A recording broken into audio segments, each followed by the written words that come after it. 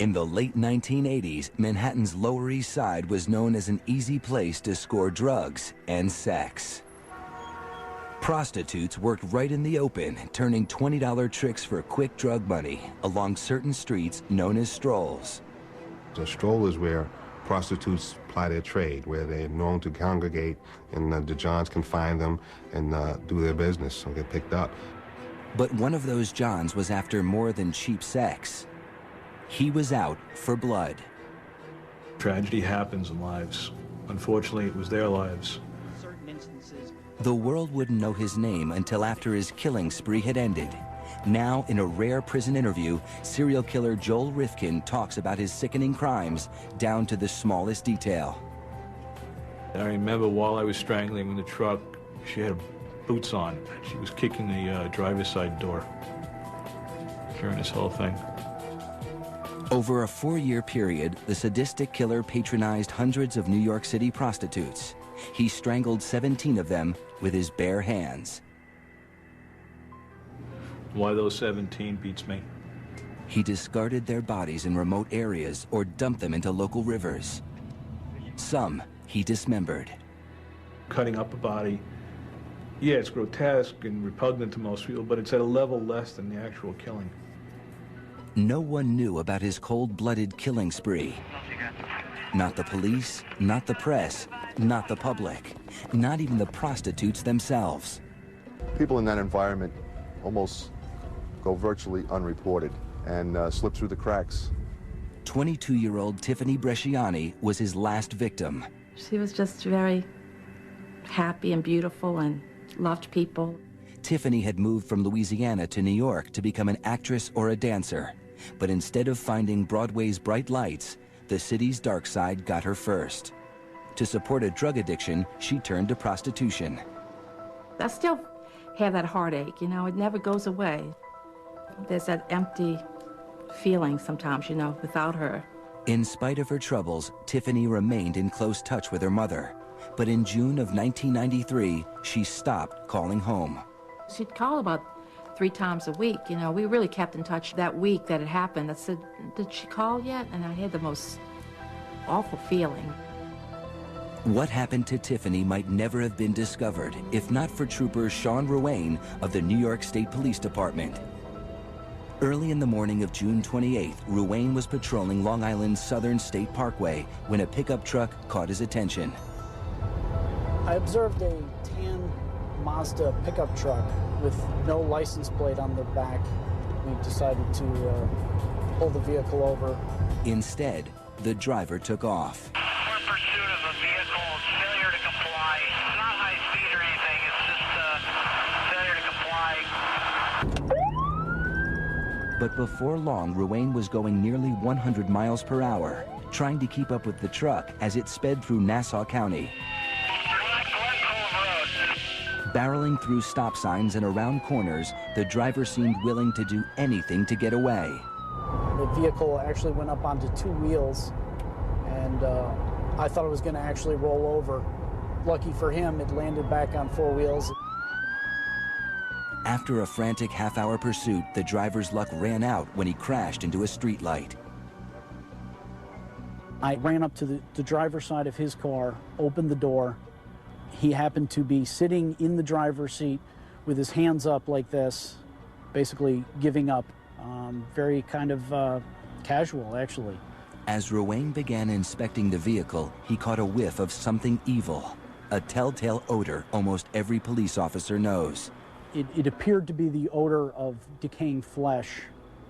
In the back of the pickup, Ruane discovered a blue tarp and the horrifying secret it concealed. It appeared as if someone was just rolled up in like a blanket, and upon pulling back the tarp, we realized that there was a deceased subject in the car. I was never expecting that. The grisly find was radioed back to headquarters. Expired cadaver inside a plastic bag, a body inside a plastic bag in the back of the trunk. Then the suspect's identity was revealed. White male, last name Rifkin, first name Joel, date of birth 012059. 34-year-old Joel Rifkin remained oddly calm at the scene, even while he and Ruane were sitting in the patrol car waiting for homicide investigators to arrive. He actually thanked me for turning on the air conditioning and said, you know, thank you for turning on the air conditioning because I know where I'm going. I'm not going to have that. Rifkin was taken to police headquarters in East Farmingdale, where detectives began interrogating him. From the start, he was cooperative. He admitted that he patronized prostitutes quite a bit, and that the body in his trunk was a prostitute, in fact, that he had patronized and had strangled while having sex with her. The victim was Tiffany Bresciani. Rifkin told investigators he had picked her up on Manhattan's Lower East Side. That was someone I met in the city, and things didn't go well. After killing her, he drove her body to his mother's house and stored it in the garage for 3 days before trying to dispose of it. Pretty unusual. We never thought that somebody could do something like that. We've been around decaying bodies before, and it's a pretty disgusting smell. And for him to drive around with it, it just was unbelievable. That wasn't the only unbelievable thing about Rifkin. The detectives were amazed at his icy calm composure. He was very cool, emotionally detached. It appeared that he wasn't concerned about this at all.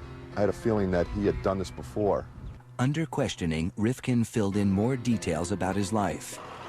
He worked as a landscaper on Long Island, but was unemployed at the time. He lived in his childhood home with his mother and sister.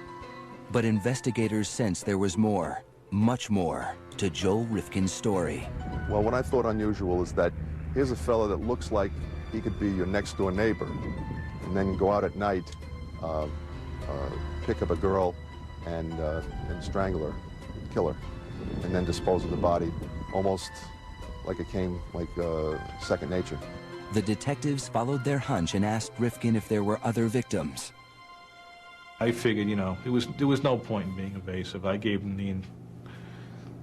the whole thing. What Rifkin gave was more than anyone imagined. A confession that turned a down-and-out landscaper from Long Island into the worst serial killer in New York State history. At police headquarters, Joel Rifkin was playing a cat-and-mouse game with detectives. The 34-year-old unemployed gardener just confessed to the murder of Tiffany Bresciani, whose body was found in the back of his truck. But investigators believe there was more to the story. 7 hours into the grilling, Rifkin began to crack. They were wearing me down. It was already getting into afternoon. I'm tired. It's just, didn't sleep the night before. They're very good at what they do. They know how to bring you to the edge and then take you back and then bring you back to the edge again. The detectives wanted to know how many other women he had killed. And then they decided to play a numbers game with me. And we asked him, like, how many have you done, 100 or so? And he said, no, I did not do it 100 times. And I came out with more than one, less than 20. And going through different numbers, he said 17. He gave us the number 17. Even to such seasoned homicide detectives, the number was a shock. When that number came out, I was taken aback a little bit. He fed off of that. I think he fed off of, listen, what I've done 17, and you guys are just catching me now. He offered to draw the skeptical detectives a map showing where he had put 2 other victims. I think they were very surprised. Finally, just, hand me a map and a couple of pens and, I'll draw you pictures. So I did. Rifkin's map led police to a remote part of JFK Airport where they found a skeleton beneath a rotting mattress. It was the remains of 25-year-old Iris Sanchez, whom Rifkin murdered on Mother's Day in 1992. This one happened incredibly fast. This was, of all the girls, the fastest. The other body was also where the map indicated, just off the highway in the Hamptons. It belonged to 28-year-old Lauren Marquez, a mother of 2 from Tennessee. I just basically leaned over her and grabbed her neck. We were able to recover at least 2 bodies that had not been discovered before. So that pretty much put him in the realm of being believable. Now, with 3 confirmed bodies to his deadly resume, the detectives understood who they had captured. Not just a suspected murderer, but a confessed serial killer. I sensed that he had no remorse, and I don't think he thought of the victims as human beings. I think he thought of them as just as swatting a fly. On that June day in 1993, the interrogation stretched on for 12 hours as Rifkin described each of his 17 murders in gruesome detail. His recollection was very amazing. You can recall all these things from 1989. He went all the way to 1993. With each victim, how he killed them, which ones he dismembered, how he disposed of them. Before the day was out, police executed a search warrant at his childhood home. His bedroom was a mess, filled with used dishes, soiled clothes, and discarded magazines. But among the filth, the detectives discovered valuable evidence, hundreds of personal items from his victims. We were overwhelmed, like, how are we going to go through this and go through meticulously? We started to find identification and jewelry and different things belonging to girls, underwear, clothing. Rifkin had saved trophies from each woman to help him remember the murders. As the numbers started to increase, an ID would, okay, that has a photo, I know who that girl was, or a piece of jewelry, okay, I know that it's from that girl. So yeah, it would help keep the sequence and to remember who was who and remember the events. Those become very important to him. Many times it's an aid in reliving the fantasy. Detectives also found a collection of research material on other serial killers. We found newspaper articles chronicling other serial killers at the time. Jeffrey Dahmer, Arthur Sawcross, different books on the Green River Killer.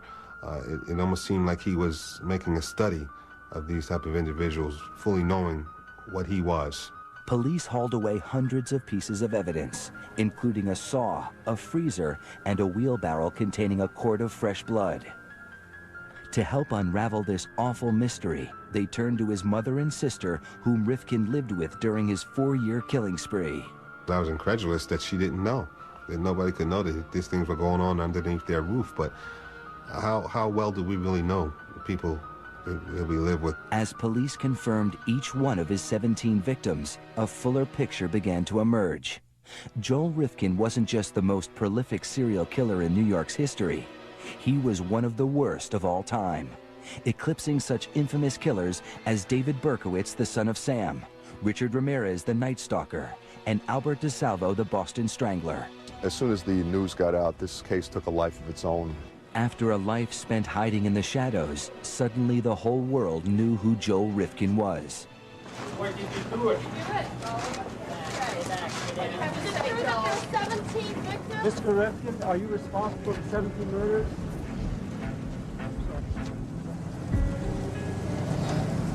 Mr. Rifkin has spoke of 17 homicides that he committed.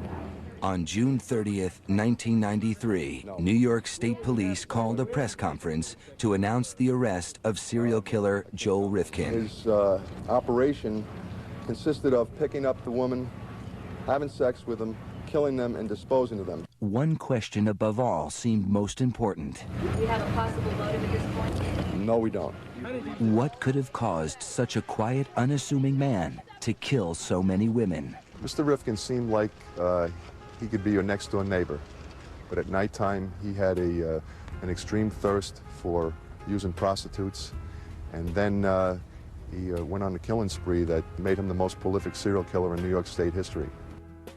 No one would have dreamed Rifkin was destined for such infamy when he was adopted on Valentine's Day 1959 by Ben and Jean Rifkin. By all accounts, his early childhood was filled with love and support. Started out very loving, very, typical. My memory is mostly a few years of home movies and a lot of photographs. As we got older, though, and more of our personalities came out, more and more it became my father's little disappointment. Rifkin's father was a standout athlete and math whiz in college who had gone on to become a successful engineer at Brookhaven National Laboratory. He grew impatient with his son Joel, who had a high IQ of 128, but was plagued with severe dyslexia and coordination problems. Like every father, he's very excited about teaching me sports. He tried teaching me how to throw a football, which was his sport in high school. Well, I couldn't catch the thing. And he just got, after a year or two, he got extremely frustrated. And that was that, no more football. Rifkin also had trouble connecting with children his age. By the time he entered school, he was constantly tormented by bullies, often in front of girls. Anybody who wanted to make a reputation as a tough or, you know, one of the local hoods, I was one of the first guys they looked for. And it was rough at times. To escape the abuse, Rifkin became cunning, devising strategies to avoid people. I was one of the last people in the building, which I was almost always late for class, and I was one of the last people to leave the building. If everybody's gone, it's safe to go. Isolated at school and at home, Rifkin retreated to his bedroom, the one place he felt safe. There, behind closed doors, his deviant ideas came to life. I develop, if I'm that type of person, a fantasy life. And I'm in my room or in my private place with this fantasy life where no one attacks me, no one makes fun of me. I'm in charge, I'm in control of that. And if that feels good, I'll continue that fantasy life, I'll elaborate on it. Rifkin's fantasy life began to overpower his hold on reality. After seeing the Alfred Hitchcock movie Frenzy as a teenager, he developed a sexual obsession with strangling women.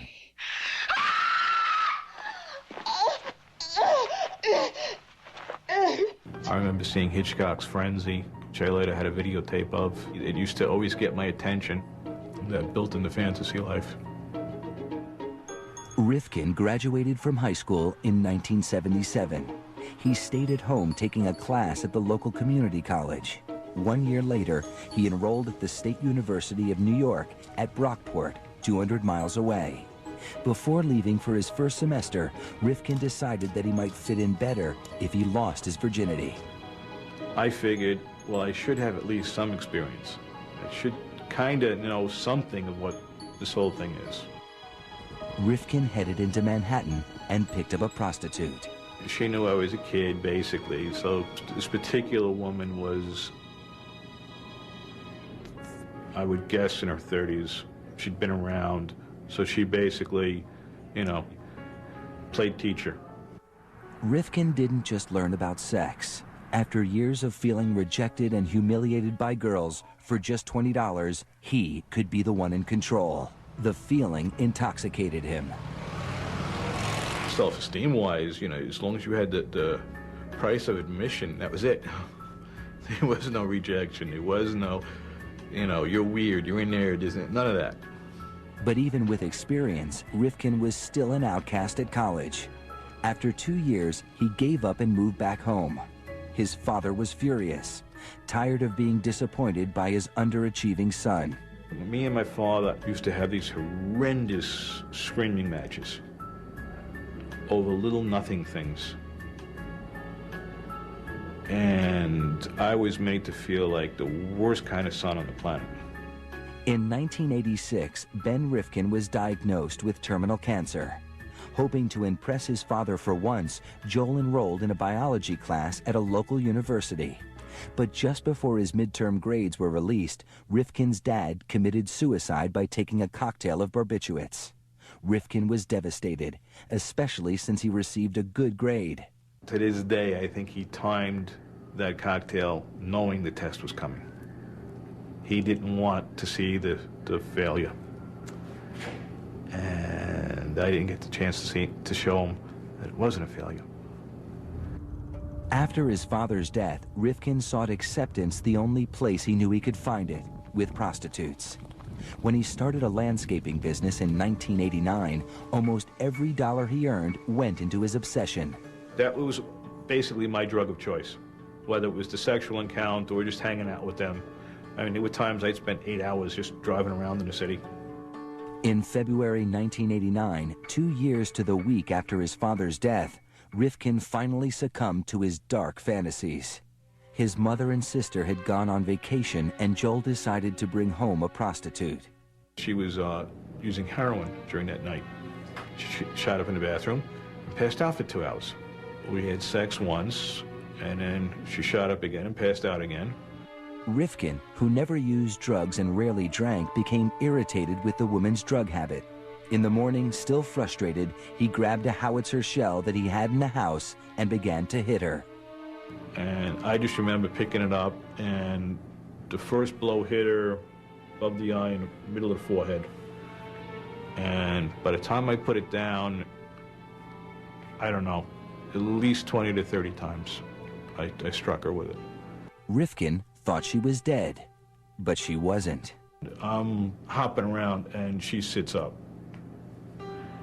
And that completely had me freaked out. So we ended up wrestling on the floor. I got bitten in the process. I still had the scar from that. And probably smothered her more than I strangled her. And that was the first murder. He dragged her body to the basement. Minutes after committing his first murder, Rifkin went back to bed. 4 hours, 6 hours. And woke up, realized that, oh yeah, I did do it this time. And then had the problem of how do I get this large item out of the house? Rifkin used an X-Acto knife to cut her body into pieces. And I just decided to make the package smaller. It's easier to take it out in little pieces than to take it out in one big piece. So a little hobby knife and a little effort, made 6 pieces out of it. Once I had everything carved around, I just popped it with force. The hip socket and arm sockets just popped. Rifkin drove around, throwing her body parts out of his car window along various highways. She has still never been identified. Then Rifkin went home and resumed his normal life. I don't remember any rage, any anger, just doing it. That's the odd thing about most of these murders, in that I didn't get intensely enraged. They just took place. For the first time in his life, Joel Rifkin was finally good at something. He was good at murder.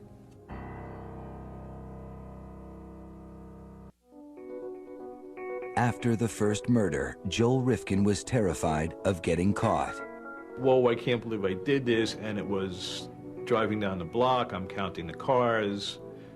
Yeah, that car belongs there, that car belongs there. You know, looking for the odd car, driving past the house, circling back, you know, all this paranoia stuff. But he kept his dark secret to himself and returned to his regular routine of living at home, mowing lawns, and seeing prostitutes. He vowed never to kill again.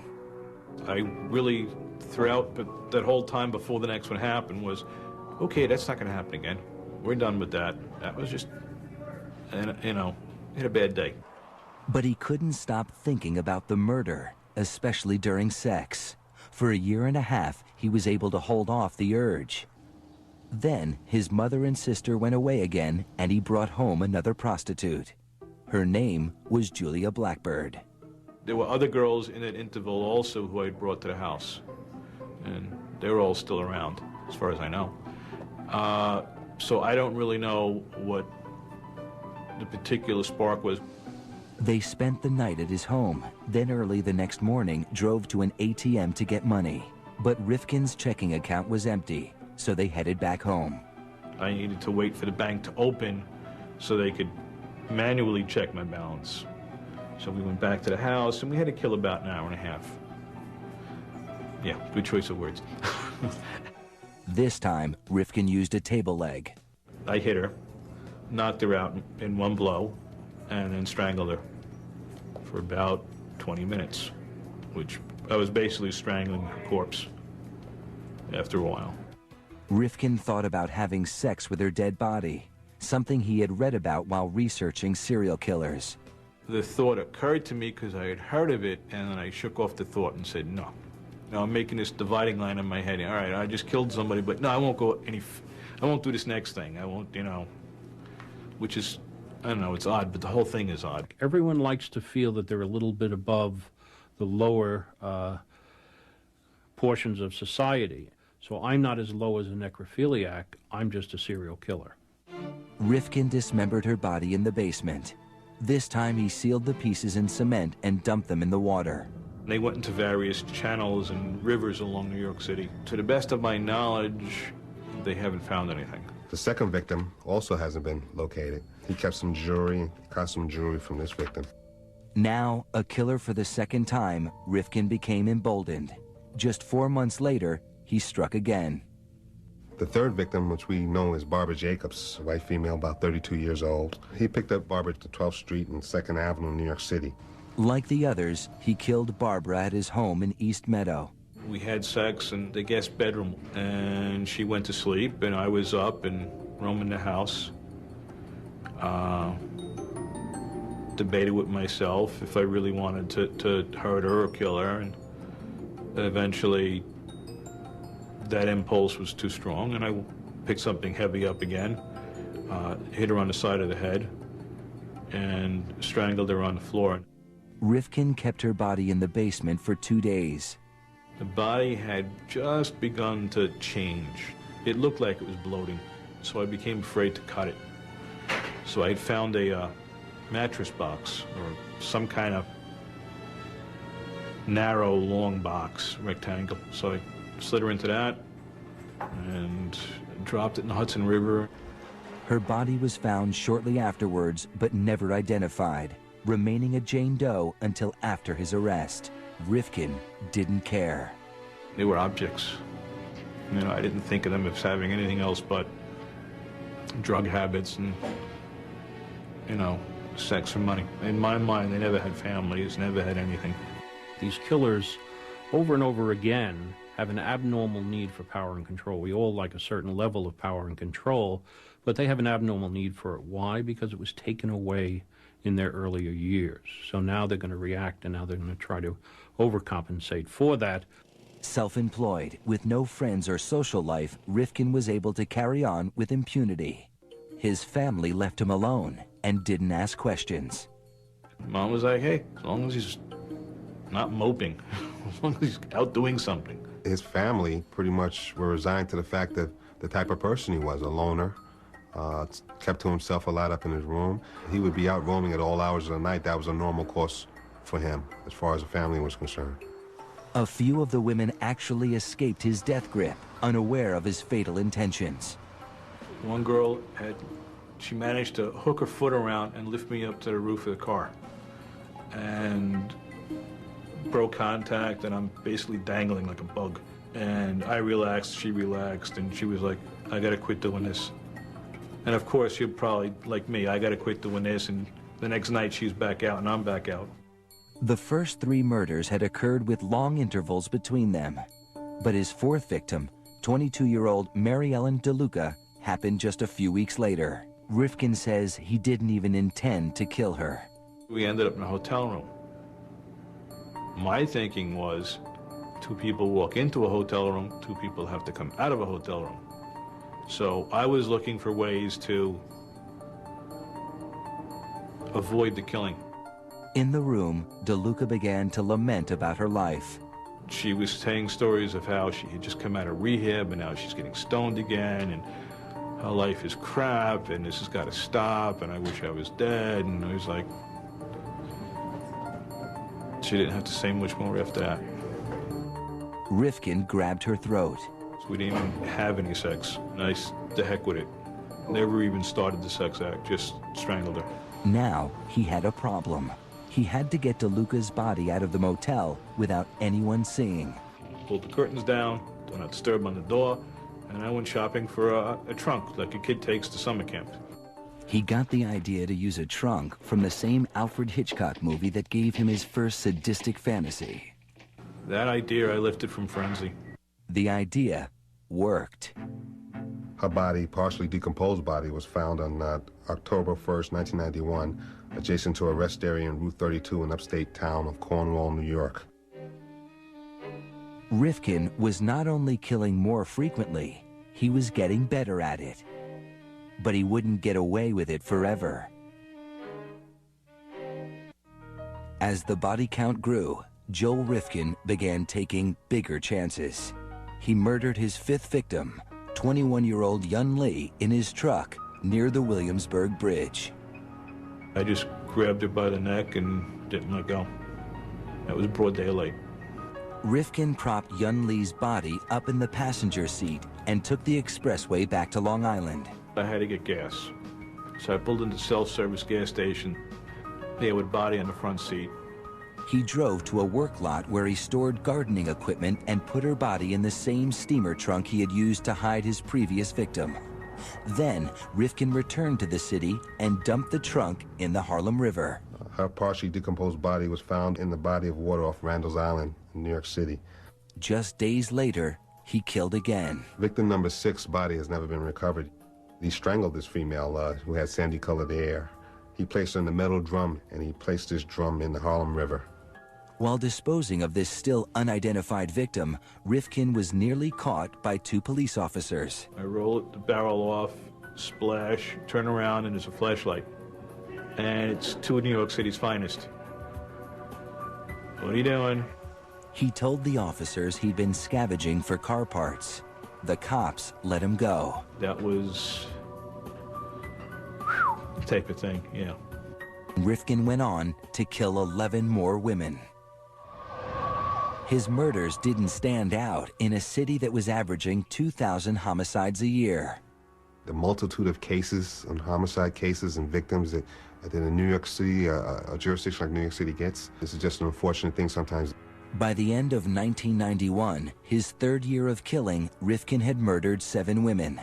In the next year alone, 1992, he killed 8 more. I'm not even thinking about it anymore. Some of these other girls, it just didn't take anything. Very almost automatic. All of his victims were strangled.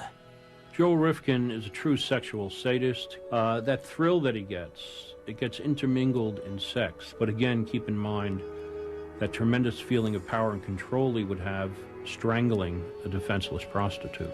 By discarding the bodies over a wide area, Rifkin kept police from connecting the murders. Nobody Rifkin knew suspected anything either.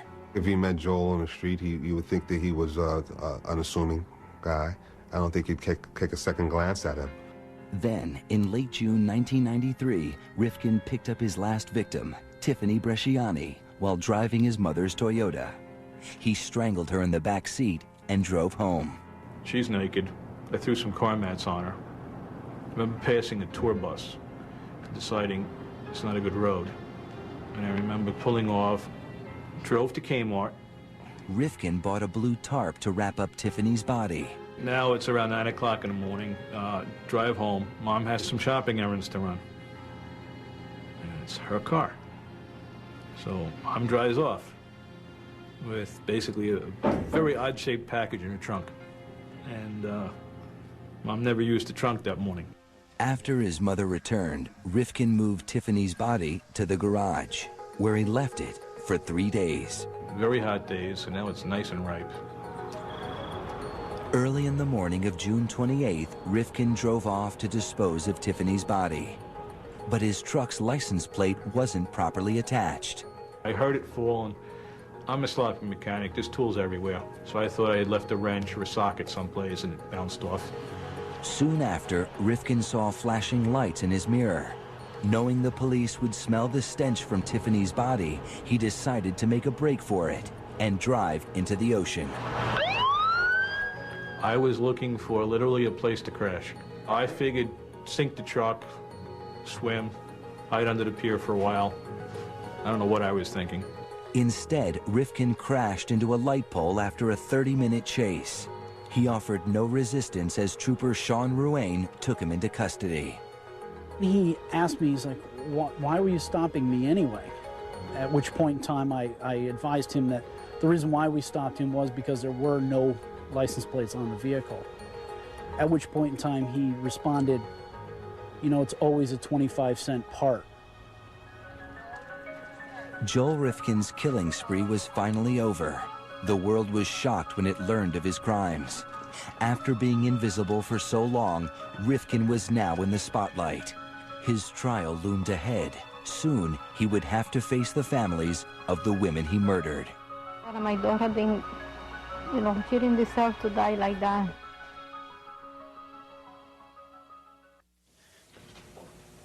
I'm not guilty. Unlike his victims, Joel Rifkin would not have to fight for his life at any of his trials. New York did not have the death penalty at the time. But faced with his own damning confession, Rifkin had few choices when he went on trial for the murder of Tiffany Bresciani in 1994. On the advice of his lawyers, he pleaded not guilty by reason of insanity. The insanity defense at that point loomed as the most viable course to pursue if we were going to, in some way, try to impress upon the jury that Joel truly didn't appreciate the consequences of his actions. Rifkin's attorneys fought to suppress his confession, arguing that it was coerced.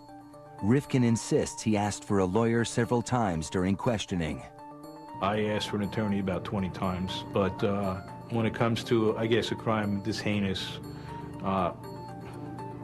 constitutional rights get forgotten about. It's not unusual afterwards for the defendants to make all sorts of claims about what they asked for or what the police did or said to them. His confession was ruled admissible. 10 months after Rifkin's arrest, the trial began. The prosecution portrayed Rifkin as a cunning killer who knew exactly what he was doing and went to great lengths to hide his crimes.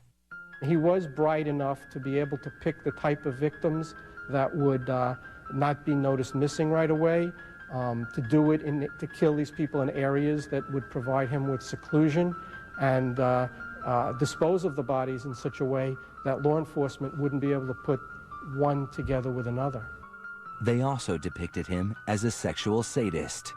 He got sexual pleasure not only in killing these young women, but in keeping items from them, their identification cards, items of their clothing, some jewelry, and reliving that pleasurable experience of killing them in the secrecy of his room by holding and looking at all these items that he had stolen from them. As terrible as it is, what more power do you have over someone than life and death when you're strangling them? The defense argued that Rifkin was a paranoid schizophrenic, legally insane, and incapable of comprehending the consequences of his actions. We were claiming that he was laboring under such a pernicious disease that he really wasn't appreciative of what he was doing. Tiffany Bresciani's mother testified at the trial. I knew I had to take a stand not only for my daughter, but for all women in the world. The mothers of 2 other victims were constant fixtures at the courthouse, demanding justice. They wouldn't let me do it, I'll kill him myself. Rifkin's mother was there as well, standing by her adopted son in spite of his gruesome crimes. I didn't know what unconditional love was until my arrest. In the courtroom, Rifkin appeared disinterested, falling asleep several times during the trial. After 2 weeks, both sides made their closing arguments. The dead, even though disposed of, were dates to Joel Rifkin. His mind never drew the connection between what was real, what was fantasy, what was life, what was death. He knew when he killed Tiffany Bresciani that he was a serial killer. He knew it. He was studying it. He was reading about it. He had articles on Jeffrey Dahmer and Arthur Shawcross and others in his room. And he was doing it to satisfy his own sexual perversions. The case went to the jury. 2 hours later, the verdict was in. As to count 1, murder in the 2nd degree, what is your verdict? Guilty. At sentencing, the judge gave Rifkin the maximum.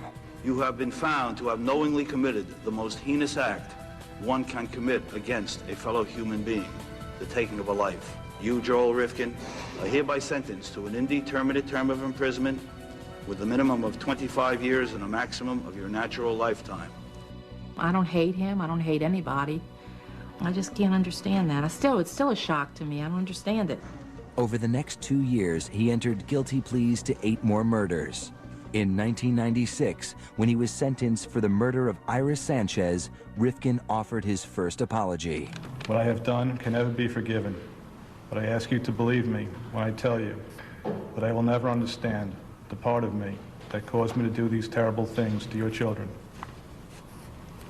Not only will I go to my death reliving these horrors, but I will go there never knowing why I did them at all. You all think that I am nothing but a monster, and you are right. Part of me must be. The judge was unmoved. Mr. Rifkin, in case there is such a thing as reincarnation, I want to be sure that you spend your second life in prison also. In all, Joel Rifkin was sentenced to more than 200 years in prison. Today, he has nothing but time to contemplate his crimes. I really didn't get a firmer grasp of what I did until around 9/11, when people were putting posters up looking for loved ones, and that made me realize, yes, there are families and what the families went through, and it changed perspective on a lot of it. Because many serial killers were abused as children, psychiatrists looked there for the source of Rifkin's violent impulses. But with such a normal childhood, Rifkin himself says he doesn't know why he turned into such a monster. They're looking for the cigarette burns, they're looking for the broken bones, and it's just not there. And that's one of the big mysteries for them and me. I'm not 100% evil, and I'm not 100%, not. It's a mix, unfortunately. After taking antidepressants prescribed by prison doctors, Rifkin says he now sees his crimes in a different light.